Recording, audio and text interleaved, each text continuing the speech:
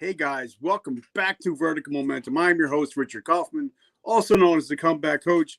Guys, if you're like me, you might struggle with PTSD, anxiety, depression. If you listen till the end of this episode, you might be getting the healing that you actually need, because Vanessa is changing the world one person at a time. I'm grateful she's in my life. Now, whenever I go across the pond, I get a place to hang out with and go eat dinner with and enjoy her friendship. So, Vanessa, welcome to the show. How are you doing today? Oh, thank you, Richard. I'm delighted to be here and I'm having a fantastic day. Thank you very much. And I love everything you're doing now. I do have a traumatic brain injury, so if I don't ask this question, I forget it. What is your definition of resiliency? I think it's the ability to just get up no matter what and to keep the fear out and to just keep moving forward and not focus on the past. I always say I'm a quantum healer. Quantum's all about moving forward at speed and not really hanging out in the past. But that's what PTSD is all about, isn't it? Not being able to shift from things that have happened to you in the past, whether you're a veteran or you're somebody that suffered abuse as a child or you're a first responder. They're all things that can give you PTSD. So it's one of the things I'm really passionate about, actually. Now, obviously, you're from the UK, and you guys in the last couple of years have actually had to pivot, and you guys have actually had to be resilient going through Brexit, going through losing the Queen. So I'm sure you've had to deal with a lot of resiliency, especially in the last couple of years, correct? Absolutely. And our economy is all over the place at the moment. And also, we've got a huge influx of immigrants coming into our country, which is having an effect on, us culturally, economically, and really pushing our services to the limit, our medical services and education particularly. All right. So now give us a little bit of background, where you come from, where did you grow up, and how did you become to, having a heart for veterans, first responders, and even like we were talking about earlier, judges, attorneys, people that you don't think about might have PTS. So we're going to be talking about that today. So tell us about yourself. Well, I started life, would you believe, in the fashion industry, which is people think is very, nice and pretty, but it's actually a real hard-ass business. And then from there, I went to work for Mohammed Al Fayed, who is Harrods, as a troubleshooter. And I went into all his businesses that were failing and made them work, basically. And then when I got married, I started with my ex-husband a commercial interiors business, which was interfacing with construction, which was a bit of a challenge, very male dominated. And then what happened to me, and it's interesting you ask about resilience, is that I woke up one day and I couldn't move at all, which was terrifying. And after lots of tests and trips to the hospital, they said, we think you've got viral arthritis, but we're not sure. But the long and short of it is it's degenerative and you're going to end up in a wheelchair. And I just thought, that's not an accessory I really want. Thank you very much. I used to be a gymnast and thought of not being able to do a cartwheel again was, devastating to me. So through a strange set of circumstances, I was introduced to a healer in Beirut, Sophia Noel, who's incredibly powerful. And she cured me in 5 sessions over 10 weeks. And all of my ailments were due to emotional trauma that I had never dealt with. I was one of those people and I always say to people, be aware of the I'm fine brigade, because they say I'm fine too quickly. And behind that can hide, they can be hiding all sorts of things. And I certainly was. So once I dealt with the negative energy surrounding, those traumas, it actually healed my body and my soul. And then when I'd finished, getting better, and our aim was always that I'd be able to dance around my kitchen again to hip hop. And on the day I did it, it was amazing. then she dropped the bomb on me. It was like, well, the reason you're ill is because you've been ignoring your gift for years. You're a really powerful healer and you need to step into it. And I'm going to teach you how to do it. And if you don't do it, you're going to be really ill again. So I didn't really need much more encouragement. I was like, well, let's bring it on. I'd always been told, when you meet gypsies and they knock on your door and give you heather, they'd touch my hand and say, you're a healer. But I come from a very business orientated background. So it was never really discussed. My family are very religious, so it didn't sort of fit into that. And we have actually got I've got a very clairvoyant aunt, but her talents were so ill received by the family that her and my uncle went to live in Australia. So I'd never really taken it seriously. But there's nothing like not being able to move and recovering and somebody telling you that you have to step into your destiny to get you focused. So that's what I did. And then I realized that my gift was helping people with anxiety and depression. All right. So let me ask you, because I lost 80% of my vision a couple of years ago, but my hearing got a little bit better, not according to my wife. But I actually get to hang on every word that when somebody comes on. And you mentioned the last name Fayed. Is that the same Fayed family, Dodi Fayed? Yes. And in fact, I worked with Dodi Fayed for a little while when they bought there's a tailor's in London, very famous in Jermyn Street, called Turnbull and Asser, and they bought that, and it was sort of Dodi's project, so I worked with him for a little while. So what was that like? Like I said, when I have my shows, I don't know where they go. They just go all different areas. But, what was that like, being in the UK at the time when they were both taken at such a young age? I'm sure that there was a lot of, a lot of people having PTS and stuff like that, having to deal with that because she was such a beloved figure and he was such a great young man.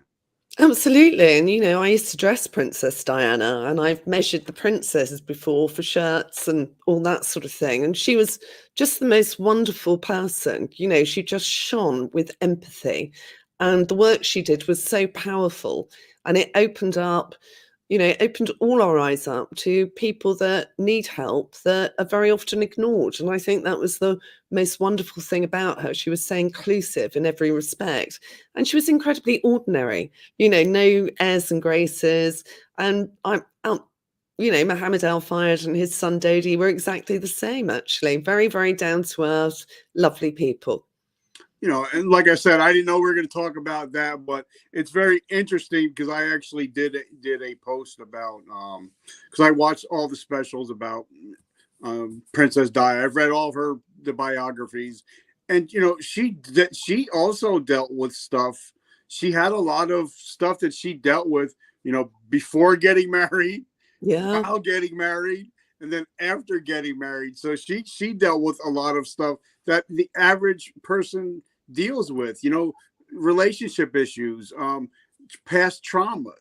So you can be a queen, you could be a princess, and we're all struggling with the same stuff, right? Well, it doesn't discriminate, does it? It transcends all ages, all classes, all stratas of society. I often say to my clients when they say, I'm really embarrassed to say, or I'm ashamed to say, I always say to them, you're not special. There's lots of people like you.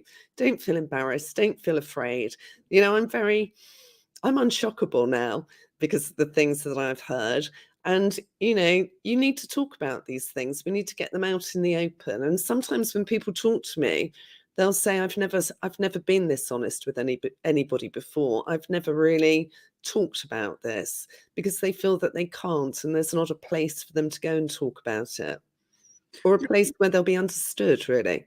And something you said a little bit earlier, the people that say, "Oh, I'm fine," or I'll ask somebody, "How are you doing?" "Oh, I'm good." And then when I ask them, "How are you really doing?" it kind of opens up to where somebody's like, "Wait a minute, it's not just the standard answer. Somebody actually cares when you ask them a second time, how are you really doing?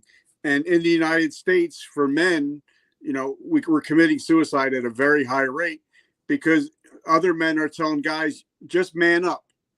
Well, just man up is killing people. Yes, it is. Yes, it is. And, the fact that you've mentioned suicide, I've unfortunately experienced 2 very young suicides in my friendship circle in the last 6 months. And it's been devastating for everybody concerned. And it's one of the reasons why I've created a set of meditations, actually. Not, to they're available for like $15. It costs me an awful lot more money to have them produced and the music composed to go with them. But I just wanted to do something to help people. So I've done a set of meditations, get on the good foot every morning, because when you're depressed, you wake up and you just don't want to face the world. You can't sleep because your mind's going crazy and really, really busy and you can't calm it down.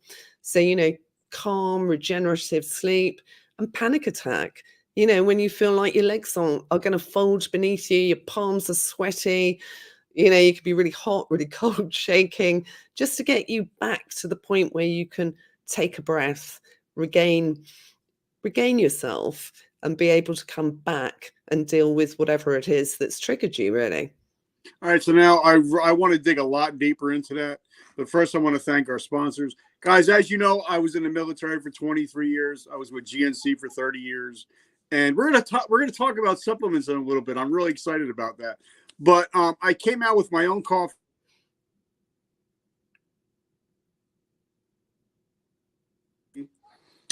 Twice the amount of caffeine, twice the amount of energy, made by veterans' hands. And the best part about it is 100% of the proceeds go to help veterans struggling with homelessness and PTSD. For 1 year, we're going to take 12 families, veterans and their families, take care of them physically, mentally, spiritually for 1 year at zero cost to the veteran. So if you love coffee, let me know and I'll get you that information, get your own bag. And also my friend David, I'm partnering up with him. We're actually, everybody says I support veterans. Well, how about hiring a veteran? Because if you hire a veteran, you're actually going to get the best of the best. They don't call out sick. They'll work hard from sun up to sundown. There's honest as the day is long. So we're actually going to help you get your company veteran ready. And in the United States, you get huge tax breaks if you hire a veteran and especially a disabled veteran. So if you guys own businesses or a veteran, want to start a business, write that down below. So, let me ask you a question, because the reason I wanted to have you come on, there's a lot of people that they'll tell you, well, you need to get, better, but they never tell you how they got better. So how did you come about figuring out what your trauma was, and what were the steps you took to start dealing with the trauma? Because you could say, yeah, I've got trauma. Well, if I don't have actionable steps to deal with it, it doesn't do me any good. So how did you find out what traumas you had, and what steps did you go about to alleviate the trauma? Well, I use a very unique method of healing that I was taught by the person that cured me. And the reason men particularly like coming to see me and me using this method is because you don't have to really tell me very much about what you're dealing with. And I think for veterans, particularly because they've seen such horrific things, it's very hard to revisit it. And I think one of the things that therapy does is it makes you revisit it, but unfortunately it doesn't deal with it once you've got everything else on the table. It's like you have your hour and then they go, okay, great, your hour's up, see you next week. So what I do is I connect with source. I use a pendulum and a set of maps to establish exactly what the emotion is, when it trapped in your body, and what the messaging is, if you like, that's interfering with your energy field. So it might be, there's no point living. It might be, I'm worthless. It might be I'm always terrified. And so once we identify it, I can then clear the energy using my pendulum, which I know sounds really woo-woo, but let me tell you, this is what got me from being unable to move to being able to do a cartwheel again, and this is what I use to get people who are almost on the verge of suicide and shift them to optimism, because if you have optimism, then everything is achievable. And I just clear it and it's gone. So people normally feel exhausted once they've had a session with me because moving energy is really tiring, particularly if it's negative energy. And then over the next 3 days, they'll just start to feel lighter and lighter. And after 2 weeks, they will have shifted from generally misery into happiness. Now, it's not a one-trick pony. PTSD is a very, very difficult thing to deal with. So you probably will need to have, depending on the severity, up to 6 sessions with me. But if you've been suffering with it for 30 years, or if you've been in therapy for, I have people come to me as a last resort, they'll say, I think this is all woo-woo. I'm not sure it's going to work, but I've tried everything else. So you're my last chance. And nothing makes me happier when I get that message, text or WhatsApp to say, I woke up this morning and I feel happy. I've walked through today smiling. I feel optimistic about the future. Makes my heart sing, and I know that I've helped, recovery is on its way. And when we get to the end of our 6 sessions, is normally the most I've ever done, then they're completely different people and they're able to move forward really confidently and without any of those horrible symptoms that PTSD gives you. And, and for me, since I started this show, I've taken a deep dive into psychology. I'm reading I think I've read over 6,000 books. I got 15 going right now. And I'm reading a book. I just finished reading the book, The Secret. And, something that even Tony Robbins, Ed Milet, they talk about everything is energy. And, and I went back even to the early 1900s, and even the Carnegies were talking about, what you obsess over, you possess. And a lot of people are wondering why they're so depressed when they're watching the telly, Fox News, CNN, and they're wondering why they're depressed. And all you're doing is watching news, and there is no positive in the news. Like they say, if it bleeds, it leads. So talk to us about getting rid of negative people and watching negative stuff and reading negative stuff. Well, one of the things is words have immense power and people don't realize this. I have a lot of people that maybe they've had a horrible father that's told them they're useless and worthless or an idiot constantly. And that'll really injure you. It's like having a knife thrown at you constantly.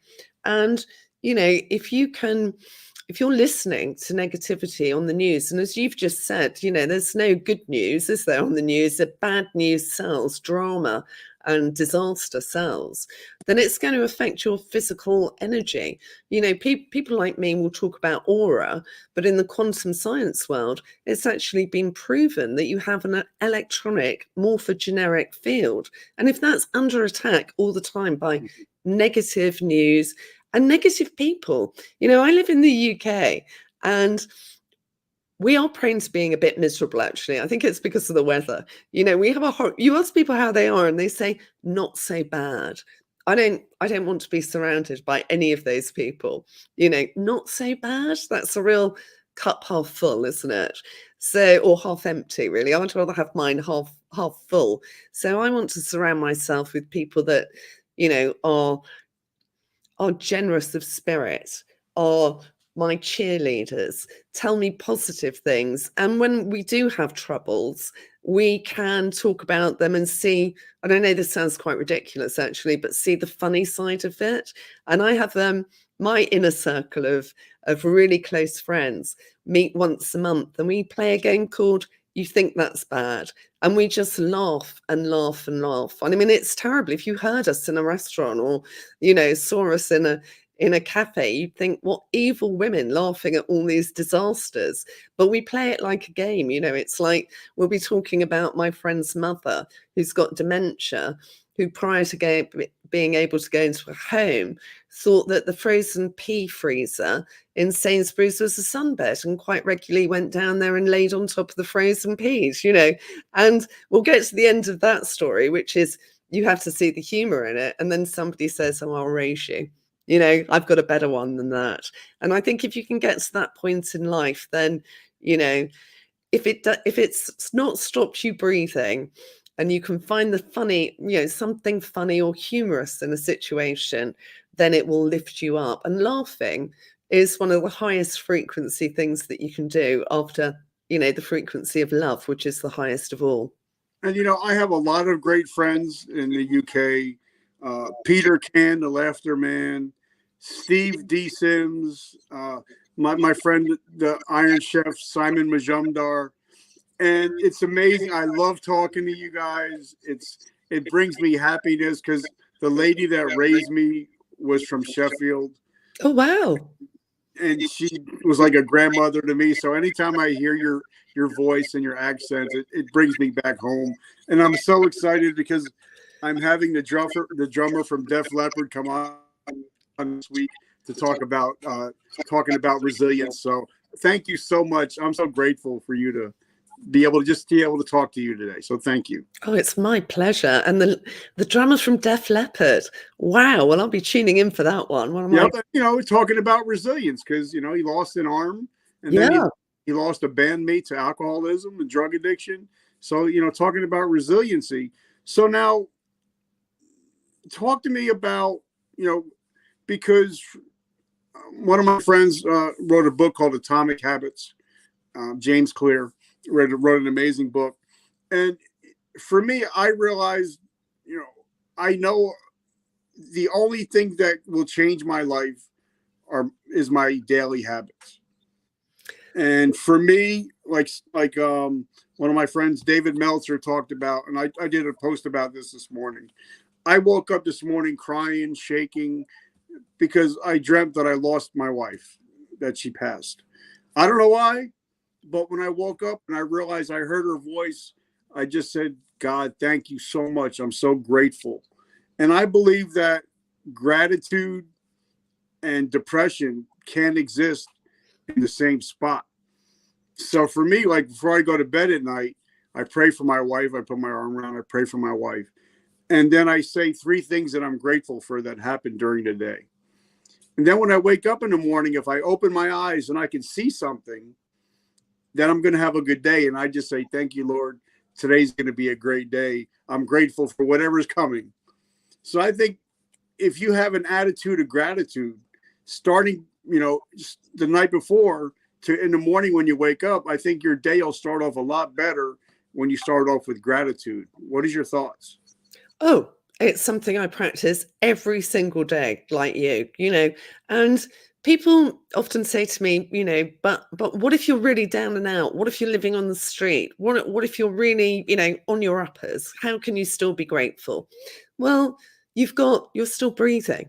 A lot of people after COVID can't breathe properly. Mm-hmm. You're still moving. A lot of people, either veterans or COVID injured people, don't have the freedom of movement. I know what it's like not to have the freedom of movement. It's terrifying. So I'm grateful for the fact that I can move unencumbered every day.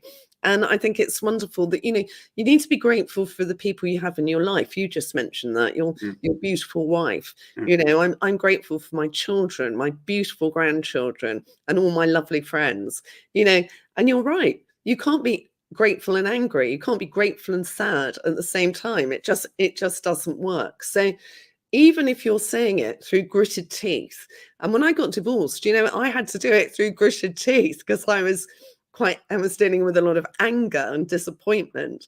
But the more you say it and the more you do it, the better you'll start feeling. You'll start raising your vibration, raising your vibrational frequency. And once you start raising it, then, if you start your day with 3 things that you're grateful for, And then you can say, well, I'd like 3 things really positive to happen to me today.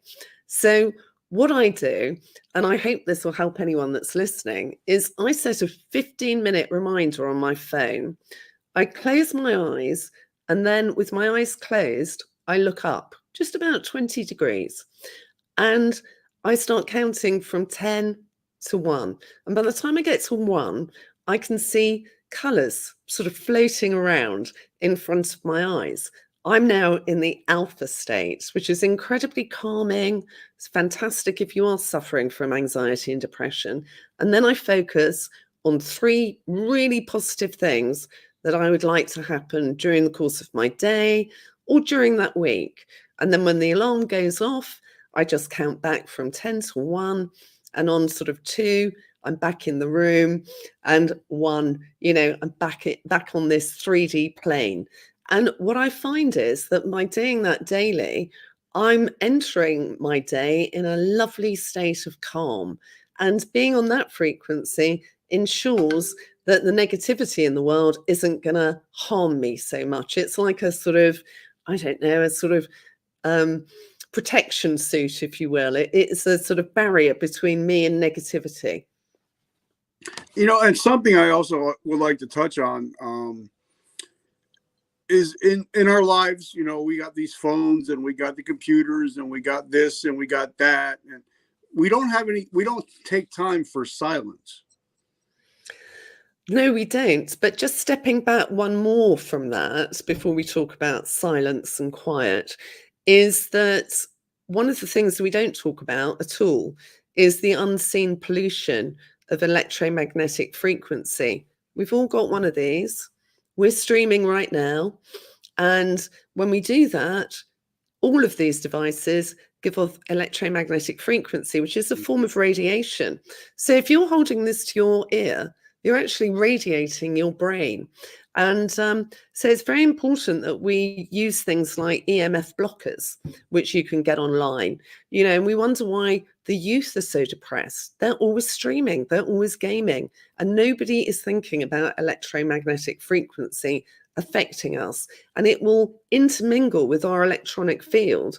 And the World Health Organization has actually put out several warnings that this potentially can cause cancer and other illnesses. But coming back to being silent, my 15-minute exercise of going into the alpha zone is being silent. And I'm actually connecting to source, God, Muhammad, the prophet, whatever, the universe, whatever you like to call it. There's a power there that we can all connect to. And what I say to my clients is we're all an element of God on this 3D form, on the earth now. God has given us everything to be happy. It's only the sort of construct of fear that we've touched on already, the news, negativity, other people's expectations of us. How many people grow up in families where they're all doctors and they say, their parents' expectation is that there'll be a doctor or a surgeon. Well, very often these are people that come to me really depressed. And when we get down to it, it's because all their lives they've wanted to be an artist, so we can be really influenced, not just by negativity around us, but by other people's expectations, which are not our own, not our own desires. And I love that. And like I did a post this yesterday, I think. Nobody, like the great poet Jim Morrison once said, nobody gets out of here alive. Yeah. So I think we have to make the most of every day, enjoy every day. If you like reading, pick a book. If you like, my wife likes to go to Atlantic City here in New Jersey, likes to gamble on the weekends. Do it. If it makes you happy, do it. Our time is finite. Once you spend a day, it's like $1. You can't get it back. And I think a lot of people are wasting time trying to make other people happy, trying to live up to expectations like you're talking about. And in the end, it really doesn't matter. Well, if you weren't happy in life, well, that was your own fault. Right. Yeah, And it's learning to say no. You know, I was the most terrible people pleaser when I was in business and I worked in construction. I think it was because it was such a male dominated industry, and I wanted to be respected, and I wanted to be respected for the great work that, you know, my company was doing. We were an award-winning interiors company, but I did it in the wrong way. I was always trying to please and impress other people instead of pleasing me. And in order to please yourself, you have to say no. No, sorry, that's not for me. No, sorry, I don't want to do that. And, you know, my clients have such difficulty saying no. They say, well, I feel obliged. Well, obligation is a really negative energy. You know, if you can change obligation to responsibility, that's a different frequency completely. So what do I mean by that? You know, my father died about 6 years ago. And when he died, I had to spend a lot of time with my mother, and I felt obligated to do it. And in the end, that made me feel a little bit resentful. So I changed it to responsibility. It's my responsibility to take care of her. It's my responsibility to be empathetic and to make sure that she's all right and to help her get over this, really. And it changed the dynamic completely, because it's nothing worse than obligation and resentment. And, you know, and I find, you know, me and my wife, we've been married 12 years now, and we hardly ever argue, but she's always right, so I don't have to worry about it. Oh, I'm glad you hear that. But a lot of it is, if you're in a relationship, is expectations. You know, like my friend Steven wrote an amazing book, and he talks about if a husband buys his wife flowers, you know, buys her chocolate, thinking he's going to get lucky when he gets home. He gives her the chocolate, gives her the flowers, and he doesn't get lucky. And he's aggravated and mad because that was his expectation. That wasn't her expectations. And I think we have to manage our expectations in life. Like for me, I do things for people not because of who they are, because of who I am. I do stuff not to get stuff back, just to give. So talk about, you know, expectations, because I think that's a lot of marriage problems, relationship problems, is managing expectations that you're putting on other people. Absolutely. And, you know, why are we always expecting something back? You know, you should give freely. And I say it's a tenfold rule. You know, if you just pay forward, you know, I make a real effort every day to tell the girl on the checkout that she's got great hair or great nails, or, you know, somebody that perhaps has a job that, you know, we wouldn't all choose to do.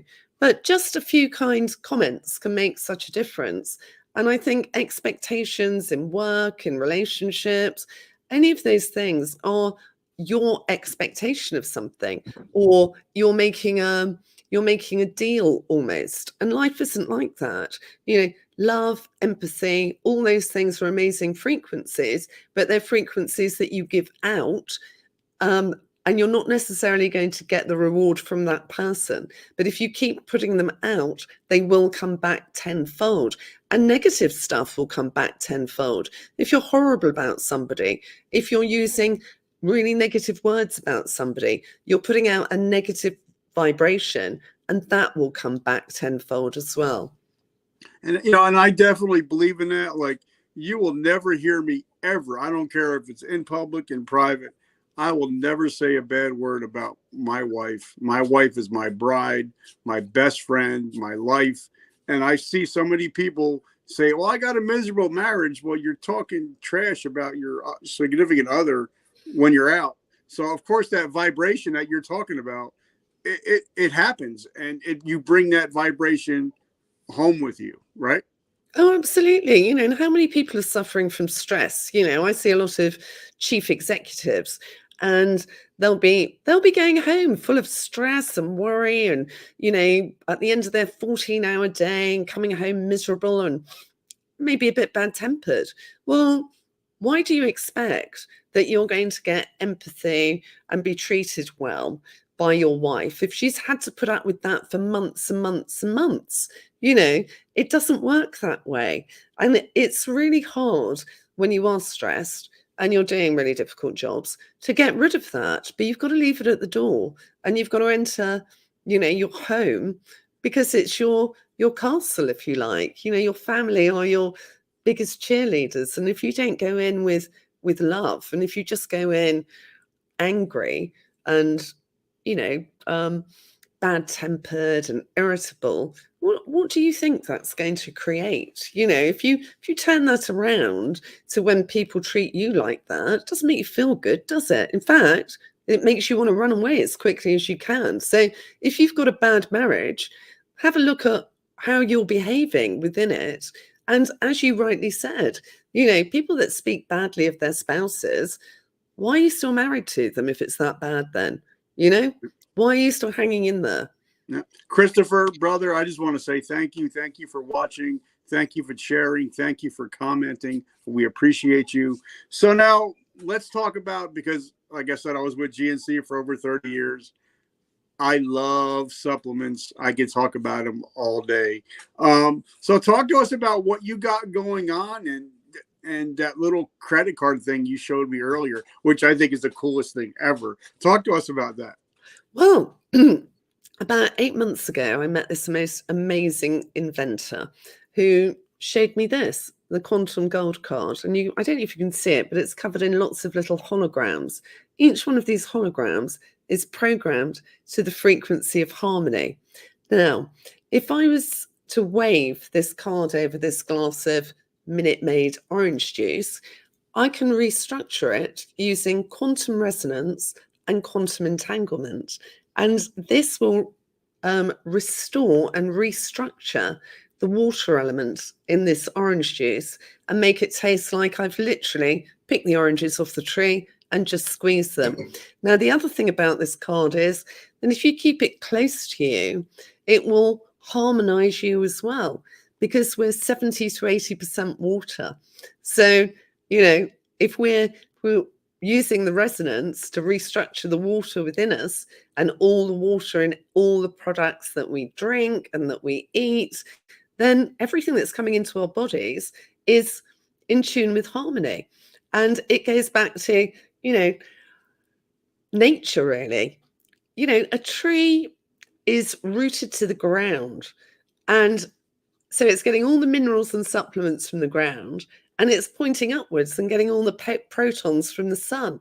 And we are not earthed and grounded anymore, because very few of us, I mean, I live in the UK, I wouldn't think about going outside and walking barefoot in, -2 degrees, which it is for, great, that temperature for an awful lot of the winter. So if you're in an office constantly, or you live in New York or somewhere like that, it's going to be a very long time since you connected to nature and got that earthing and grounding into your body. But this card can do it for you. So you don't have to go and walk barefoot in the earth and, be facing the sunshine in order to be earthed and grounded. And the importance of earthing and grounding is that because we're water, we're transmitters. So electromagnetic frequency can enter our very being and use us as a sort of conductor and mess with our energy field. So it's really, really important that we earth and ground on a regular basis, and that we earth and ground everything that we're going to ingest. And I think that's something that, like, I live here in New Jersey, but whenever we take a vacation every year for 10 days, and we go to the beach, and even if it's just walking on the beach, even if it's just putting your hands in the ocean, you feel that connection. And I think because the reason why a lot of kids are getting sick is they really don't play in dirt anymore. They really don't get their hands in the dirt. They don't climb trees and all that stuff like I did as a kid. So I think, like you said, they're not getting that grounding like we did when, like when I was a kid. Is that what you're talking about? Absolutely. I mean, my kids were always filthy, covered in mud, up trees, diving in rivers, really involved with nature. And I used to have other kids come round, and, the parents would come and collect them, and they'd moan about how filthy they were. And I'd be like, but we've been having great fun all day. We've been outside all day running around and having a great time. And they were like, yeah, but their socks and their clothes are really dirty. It's like, how unimportant is that? You own a washing machine, you know? But people seem to be very afraid to let their kids out these days. You know, it's like, it's part of this fear construct, isn't it? That if we let them outside the front door alone, that something terrible is going to happen to them and that nature isn't safe. You know, that something that, you know, playing in a river, you might drown. How about playing in a river? You might have loads of fun, you know? All right. So now, last couple minutes, because like you said, you have grandkids. Now, what I do in my town in the United States, I'm in charge of the drug and alcohol programs, and I found out that on average, 5,000 adolescents attempt suicide every day in the United States. So, how do you keep your grandchildren? How do you help them become grounded, happy, well-rounded kids? And what kids, if somebody's listen to us, and they have kids, what can they do to start, making their kids not feel that depression, that anxiety, not always having to worry about the filters on their phone that they got to be perfect? Because I think that's a lot of depression and anxiety with kids. They're trying to live up to a standard that's impossible. Yes, it is. And the thing I point out to my grandchildren all the time is that nobody can look that perfect. Or if they do, they've had an awful lot of messing about with their face, you know, or other parts of their body. And that's all really fake. And it really doesn't matter. You should never compare yourself to anybody else. You only get one you, and you have to love yourself unconditionally and think that you're fabulous, because you are. You know, we're all an element of God in the 3D form, and he wants us to have a really good time. He's given us everything to have a really beautiful time. So I remind them of that. Also, I tell them to not be influenced by other people. You know, don't follow the crowd, follow your own intuition, and don't feel that you are obliged to follow anybody else's path other than your own. If you want to be an astronaut, fantastic, go for it. Let's do, how can I help you become an astronaut? You know, what can I help you do that you need to achieve to do that? And if you want to do something really extreme, you know, I don't mind, as long as it's legal, obviously. But, you know, follow your passion. And also, the other thing I try and instill in them is, you know, don't get involved in slating other people or putting people down, and never get into the habit of putting other people down in order to elevate yourself. You know, if you can always be kind, if you can always be empathetic, if you can always be generous, then serendipity will knock on your door frequently, because you're not blocking it out. Negativity stops the good stuff coming to you. All right. So last question. Last question. Well, two questions before we go. Usually, because now we're starting to go back down on lockdowns again, and because of COVID and all that stuff, we live in a crazy world, and we live in a busy world, like we said, with the phones and the computers and all that. So if I ask somebody to do something in 7 days, they're pretty much never going to get to it. But if I ask somebody to take an actionable step in the next 24 hours, they're more likely to do it. So if somebody that's watching this now or on the replay is struggling with their own mental health, what can they do in the next 24 hours to get some help? I think, you know, there's lots of different help available. You know, there's lots of healers and there's lots of therapists. Find somebody that you can talk to. Take advice. Everybody offers discovery calls, and it's very important that if you're going to work with someone like me, that we get on. You know, I'm not for everybody. I am a bit Marmite. I don't know, Vegemite. I don't know what you have in this country. You know, you either like it or you don't. And if I'm going to work with you, we're going to have a very intimate relationship. So it's very important that we like each other and we respect each other, and that I hold space where you can be totally open and totally safe. So whoever you decide to work with, you've got to be able to trust them implicitly. But more importantly than that, have a look at the testimonials that support what they do and read how they've helped other people. You know, there's a lot of, and I hate to say this really, and I don't really want to do anybody down, but unfortunately, I'm in an unregulated business. So it's very important that people have testimonials, that you can check out the people on the testimonials and find them on LinkedIn and make sure that they are actually real, so that you know that you're dealing with a professional that is actually going to make you, well, going to help you get better and recover. So then, last question is, like I said earlier, how do we find you? How do we support your mission? Or how can we, get in touch with you? Well, I'm on LinkedIn, Vanessa Elston. I've got a website, vanessaelston.com. You can message me on Instagram. I'm just trying to think. I'm on Facebook. So there's lots of different ways to get in touch, but reach out and book a 15-minute or a half an hour conversation, and let's have a chat about where you're at, how you're feeling, and where you want to be, and how long that's going to take for us to work together. And Vanessa, go ahead, I'm sorry. Sorry, no, sorry, after you. No, I just wanted to say I'm very humbled and grateful for your friendship. And for me, I believe in building generational relationships. So I hope this becomes a generational relationship. So I just wanted to say thank you. Well, I'm incredibly grateful to have the opportunity to speak on this subject because, PTSD does affect so many people. It's a hidden affliction, and so many brave people suffer from it, and so many people are too proud to deal with it. And I would just say to anybody suffering, you've given us your service in whatever form, and we are very grateful to you. And I don't want anyone suffering in silence. I don't want anybody feeling that their life's not worth living. Life is a gift and we should be enjoying it. And if you're not, let's find a way to help you.